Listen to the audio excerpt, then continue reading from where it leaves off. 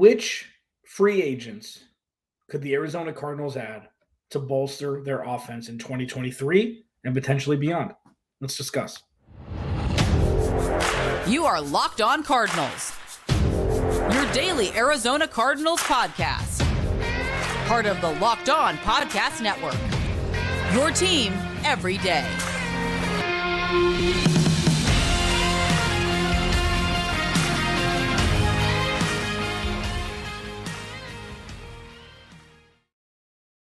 Welcome in, Locked On Cardinals. Alex Clancy here. Follow me on Twitter at Clancy's Corner. Follow the podcast at Locked On AZ Cards. Thank you for making Locked On Cardinals your first listen each and every day, free and available wherever you get your podcast and on YouTube. Today's episode of Locked On Cardinals is brought to you by LinkedIn. LinkedIn Jobs helps you find the qualified candidates you want to talk to faster. Post your job for free at linkedin.com/LockedOnNFL. That's linkedin.com/LockedOnNFL to post your job for free. Terms and conditions apply. Welcome in.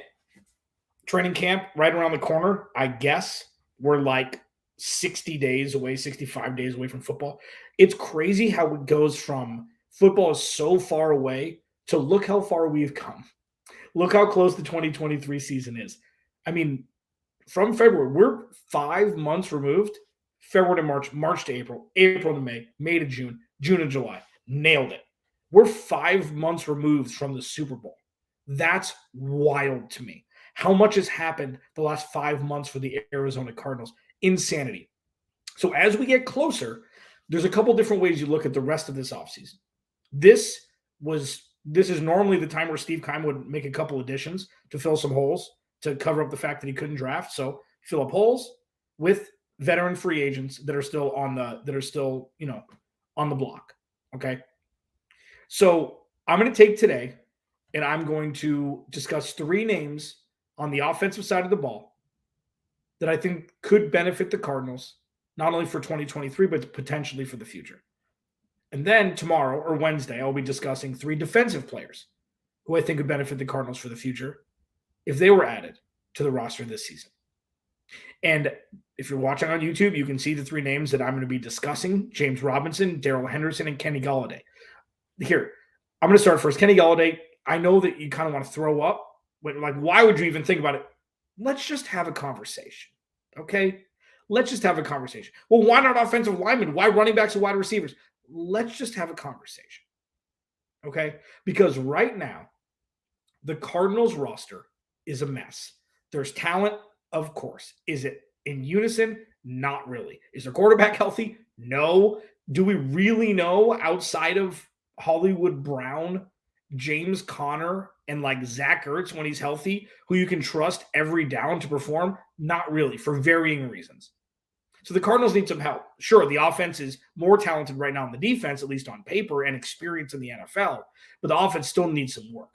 So when I go through these names, let's just think of it under the guise and through the lens of this is a work in progress.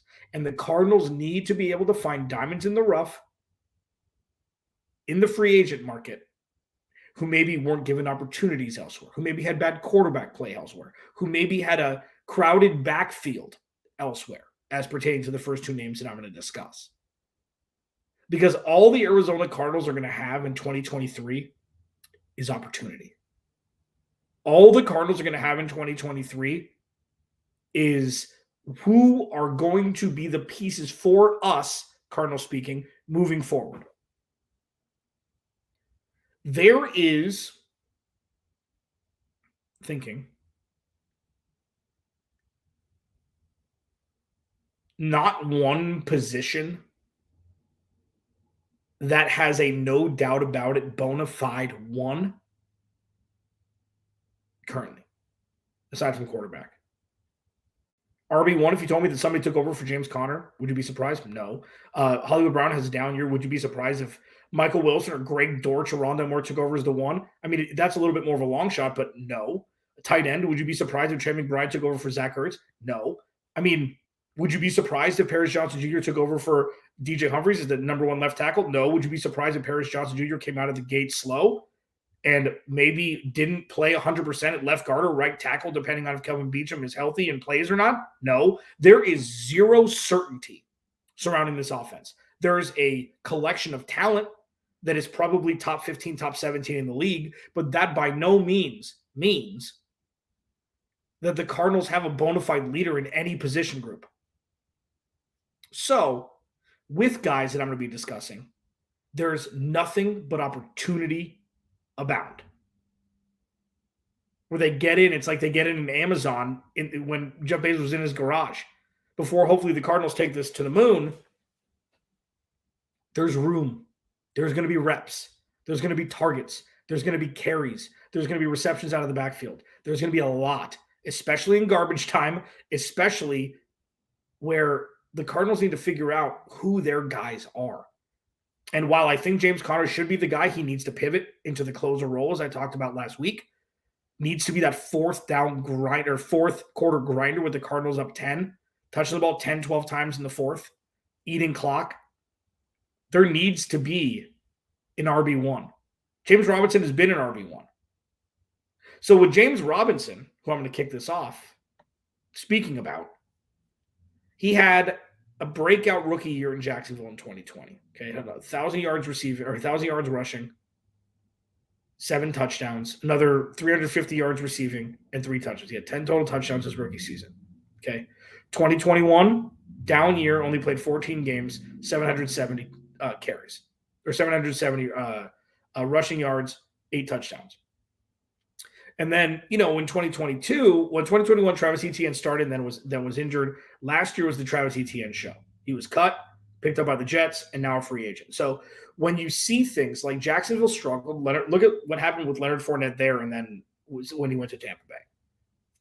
James Robinson is young. James Robinson has some juice left in the tires. He's got some juice left, and he needs an opportunity. So if he were to come in on a 1-year prove-it deal, Cardinals should definitely sign him. He's shown enough. And it's like, well, you don't spend money on running backs. Here's the thing. The Cardinals' salary cap this season doesn't matter. They're going to have a bunch off the books next year, even with Kyler Murray's contract finally hitting it. These are the prove-it deals that we've been discussing throughout this offseason. Prove it for 2 reasons. It's a two-way prove-it situation. 1, the Cardinals proving that they're different to free agents. And 2, the traditional sense of a prove-it deal where the player proves it for a year and then gets a contract extension a la James Conner. It could be argued that James Robinson showed about as much up until this point than James Conner did when he was in Pittsburgh.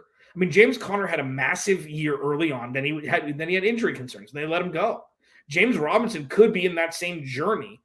And they're not the same kind of runner, but James Robinson is a great dual threat out of the backfield. And I think the Cardinals should 100% take a look. Now,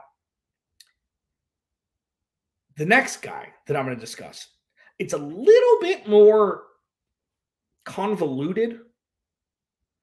He was the lead back, and then he wasn't, and then he really was, and then he was cut by the Rams. Darrell Henderson.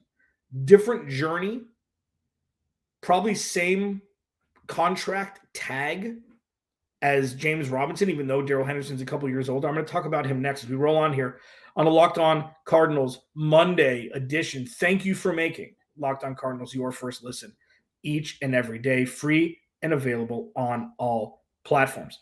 Today's episode of Locked On Cardinals is brought to you by LinkedIn. These days, every new potential hire can feel like a high-stakes wager for your small business. And you want to be 100% certain that you have access to the best qualified candidates available. And that's why you have to check out LinkedIn Jobs. LinkedIn Jobs helps you find the right people for your team faster and for free. So you make your hiring post, okay? You add your job in the purple hashtag hiring frame to your LinkedIn profile to spread the word that you're hiring. Simple tools like screening questions make it easy to focus on candidates with just the right skills and experience so you can quickly prioritize who you'd like to interview and hire. It's why small businesses rate LinkedIn Jobs #1 in delivering quality hires versus leading competitors. Now, LinkedIn Jobs helps you find the qualified candidates that you want to talk to faster. Post your job for free at linkedin.com/LockedOnNFL. That's linkedin.com/LockedOnNFL to post your job for free. Terms and conditions apply. So we talked about James Robinson. Okay. Is it the sexiest name? No. Is it going to move the needle? Absolutely. No. But has he shown enough for the Cardinals to bring him in for a workout? For sure. I think it's an absolute no-brainer because he's still young, and we've seen peaks. We've seen some oh my God moments, as I call them, with Kyler Murray. So we should bring him in. See what's up. Keontae Ingram's still going to be here. Okay. James Conner's still going to be here. But I think that especially with the NFL kind of moving towards this, run by committee situation, having as many fresh legs and players who have had some success in this league, I think could do nothing but benefit. Now, pivoting to Darrell Henderson is another guy. Okay, so Darrell Henderson came in the league in 2019. Okay, he's 25 years old. He hasn't had those massive years. Neither has James Robinson. But what we've seen from Darrell Henderson is stability, I guess. He peaked in 2021 with 700 rushing yards, 5 touchdowns. But he had a couple more touchdowns receiving. The offense was set as such to where the first 3 options were Cooper Kupp.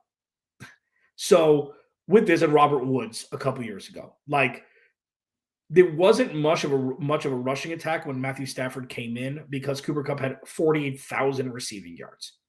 What Darrell Henderson has shown, on the downside, his rush yards per attempt isn't great. Okay, I think it was 4.6 in 2021, so not terrible. He's just a solid guy. Okay, and while James Robinson has some injury concerns, Darrell Henderson some of the same, but I'm surprised that both of these guys don't have jobs. And I think that with the Cardinals, it is a true audition year. And when I talked about, in the cold open and you'll see in the blurb, talking about 2023 and beyond, the Cardinals need to find who their dudes are this year. They need to find, or they're just going to go scorched earth and be like, nope, hard reset. Going to go in free agency, spend a boatload of money. Hopefully the draft picks this year work. Hopefully the draft picks next year work, and onward and upward. But in the running back room, you don't need a superstar to win. You need a couple good guys that can get you positive yardage, and those that have a nose for the end zone. Darrell Henderson, nose for the end zone. James Conner, one of the best in the business inside the 5-yard line. So if you pair Darrell Henderson with James Conner, again, it's going to be a cheap contract. It's going to be a prove-it deal for a guy who's 2 years older than James Robinson. And then you can just come in and giddy the hell up and see what happens. This is going to be an exploratory year. Because remember, and I've talked about this a lot, the Arizona Cardinals and their success and growth this year will not be directly correlated with their win-loss record. It's going to be, namely with, Jonathan Gannon really, just dealing with the open water, the choppy open water of the head coach position from a kind of an oceanic perspective. And then it's just going to be the young guys maturing, getting better, positioning themselves for hopefully stardom in the future. That's what we're looking at. On top of that, from a veteran perspective, you need to find guys that can produce and that don't need that high sticker price. That's why I mentioned James Robinson and why I mentioned Darrell Henderson. Because all in all, what the Cardinals need to do, as I've said before, but this is something that just needs to be hammered home, they have to find that strong foundation for the future. Because they're completely rebuilding. And if you got a guy like James Robinson, you got a guy like Darrell Henderson, they're still out there for a reason, I know. The Cardinals should not be looking at Dalvin Cook or somebody who's going to garner a higher price like Kareem Hunt, etc. I picked these 2 guys on purpose. James Conner is young. Darrell Henderson's youngish. Neither of them really got a bona fide fair shot where they were. James Robinson had a good year, and then they draft Travis Etienne, and it's like, well, let's forget about James Robinson. And then he went to the Jets, and then he was cut. It's just so weird. It's these 2 guys still have juice left in the tank. They've shown flashes of greatness from time to time, and they don't have to be great. They have to be a good complement. They're going to have an inexpensive price tag, and they can potentially be pieces for the Cardinals running back room for the future. And I think with that trifecta in place, there's no downside to bringing in these guys for a workout. Locked On Cardinals, your team every day. This next one, I almost didn't put this guy on even though I wanted to. And I was like, you know what? I want to. And this is my podcast, so I'm going to do it. Let's discuss it. Next, Locked On Cardinals, your team every day. This episode of Locked On Cardinals is brought to you by Bird Dogs. Bird Dogs make you look good, man. They've got these stretch khaki shorts are designed to fit slimmer through the thigh and leg, giving you a truly sculpted look. Bird Dog shorts do the exact same thing as Lululemon, but fit way better. And they fit way better than regular shorts that are made of a stiff, restricting cotton. Bird Dogs fixed, this is what they do. They fixed the restricting cotton issue by inventing cloud knit fabric that looks just like khaki but stretches so you get a way slimmer fit without having to sacrifice movement. Bird Dogs uses anti-stink sweat wicking fabric that keeps you cool and dry all day long. You live in Arizona? That's definitely going to help. Go to birddogs.com/LockedOnNFL or enter promo code LockedOnNFL for a free Yeti-style tumbler with your order. That's birddogs.com/LockedOnNFL or promo code LockedOn for a free Yeti-style tumbler. You won't want to take your Bird Dogs off. We promise you. So while this isn't the most incredible of spotlights surrounding players, we're in July, okay? So you've still got DeAndre Hopkins. You've still got Dalvin Cook. The Cardinals aren't in that position. That would not benefit either side. You want to find players who have showed flashes but have not really been given the opportunity for one reason or another, whether it be, injury, running back by committee, or having a quarterback and scheme that maybe didn't fit your skill set. That latter part is going to wrap up what I'm talking about here with Kenny Golladay. Okay, so before you freak out, you're like, oh, Kenny Galladay's terrible. I don't know if that's true. Okay, so by the numbers, sure. He hasn't been relevant since 2019 with the Lions. Okay, but the quarterback play has been awful. Like Daniel Jones, until last year, wasn't a good quarterback. Okay, their offense was clunky. Their team was clunky until Brian Dable got there. It was just yuck. It just wasn't much. They won games, but it was Saquon, it was Wayne Gallman, it was a bunch of different guys when Saquon got hurt. It was Devontae Freeman. No, it wasn't. Never mind.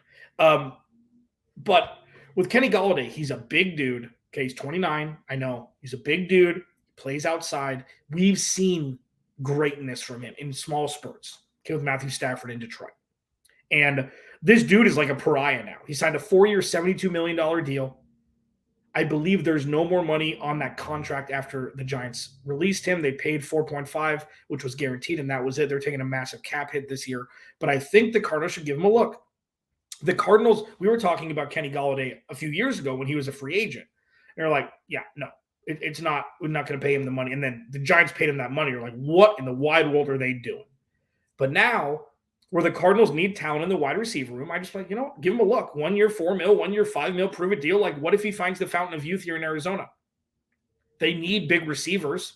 We'll see if Michael Wilson ends up going on that trajectory of a star outside wide receiver, but couldn't hurt. It couldn't hurt. And that